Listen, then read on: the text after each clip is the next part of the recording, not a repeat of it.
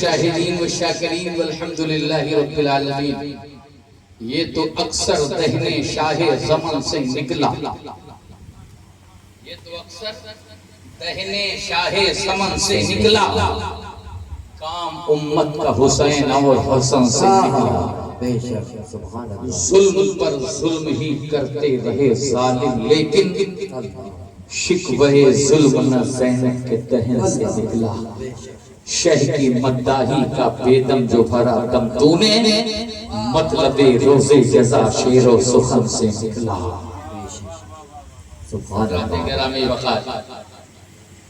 मैंने खुतबा मसनूना के बाद आयत करीमा की तिलावत से खुद को मुशर्रफ किया है। अल्लाह रब्बुल इज्जत अपने कलाम मुक़द्दस में इरशाद फरमाता है, ईमान वालों अल्लाह से डरो और सच्चों के साथ हो जाओ। ये किसका उर्स है? ये ज़ात की जलवा नुमाई है। ये किसका उर्स है कि ज़ात की जलवा नुमाई है कि इनका नाम लेने से नबी की याद आई है। मुसीबत में जहां सोचा तुझे आवाज दे डाला, मुसीबत में जहां सोचा तुझे आवाज दे डाला, मेरी आवाज से पहले तेरी आवाज आई है। मेरी आवाज से पहले तेरी आवाज आई है। हज़रत गिरामी वक़ार, ये अल्लाह के वली के दरबारे गोहरबार में हम हासिल हैं। आप सबकी बेपनाह मोहब्बत हुजूर फ़ख्रुल मुशाहिद की नजर करम, खानकाह मदारिया इसने रुश्द व हिदायत का काम बड़ी मेहनत शाख्ता से अंजाम दिया है और हर दौर में अंजाम दे रही है। बेशक आज बेपनाह खुशी और मुसर्रत है कि हम इस दास्तान हयात में एक नए बाब का इजाफा करें। ये वो ज़ात जो इस वक्त इस सरज़मीन मोहब्बत पर आराम फरमा है, ये बड़ी शान की मालिक, इनकी अजमतें हम किसी नाशना से नहीं पूछेंगे। इनकी अजमतें, इनके दरबारे गोहरबार की फजीलतें, इनका मकाम, इनका मर्तबा इस बात की दलील है कि इनका ताल्लुक कल भी पंजतन से था और आज भी पंजतन से।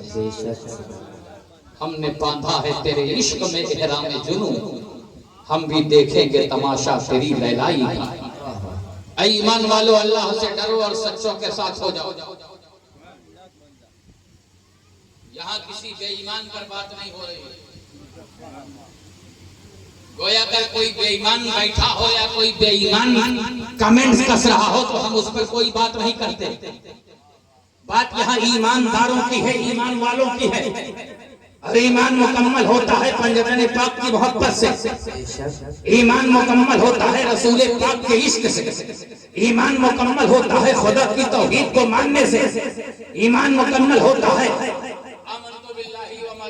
व कुतुबिही व रसूलिही वल यौमिल आखिर वल क़द्रि खैरिही व शर्रिही मिनल्लाहि तआला वल बासी बादल मौत। ये बड़े पावरफुल हैं और इनकी जिंदगी हमें बहुत कुछ सीखने को देती है। हिंद की सरजमीन पर जब दुनिया सितम ज़रीफियों के अंधेरे में भटक रही थी, अल्लाह के नगमों से लोग कोसों दूर थे, वहदत व इत्तेहाद का कोई तसव्वुर नहीं था। इंसानियत के खिरमन में रोजाना आग लगाई जाती थी और बुझाई जाती थी। जुल्म का दौर दौरा था, ताकूती कुव्वतें इंसाफ के परचम को रोजाना जला देती थी। ऐसे होशरुबा माहौल में जब हिंद की सरजमीन तारीकी में डूबी थी तो उसी सरजमीन हिंद को एक नई रोशनी देने के लिए, एक नया इंतजाम करने के लिए हिंद की सरजमीन सरजमीन पर इल्लल्लाह के नगमों से पूरी दुनियाए हिंद को आबाद करने के लिए इसी सरजमीन मोहब्बत का रसूल पाक के शहजादे ने इंतखाब किया।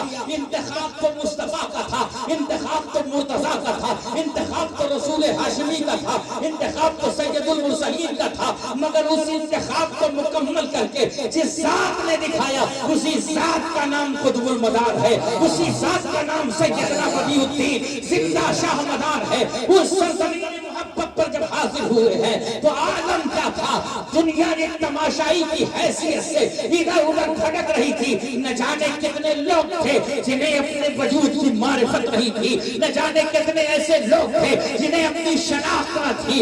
एक रसूल का बेटा हिंद में क्या आया, उसने हिंदुस्तान की दशा बदल दी, हिंदुस्तान की सोच बदल दी, हिंदुस्तान की कैफियत बदल दी। मेरा मदार हिंद की सरजमीन पे आया। अब आप बताओ चाहे ना बताओ, आप समझाओ ना समझाओ, मगर हिंद की सरजमीन पर रसूलुल्लाह का आलम लेकर जो सबसे पहले उतरा है वो कोई और नहीं है, वो रसूलुल्लाह का बदियुद्दीन था, वो रसूलुल्लाह का चहेता बेटा था, वो रसूलुल्लाह का शहजादा था। क्या इस जमीन पर था?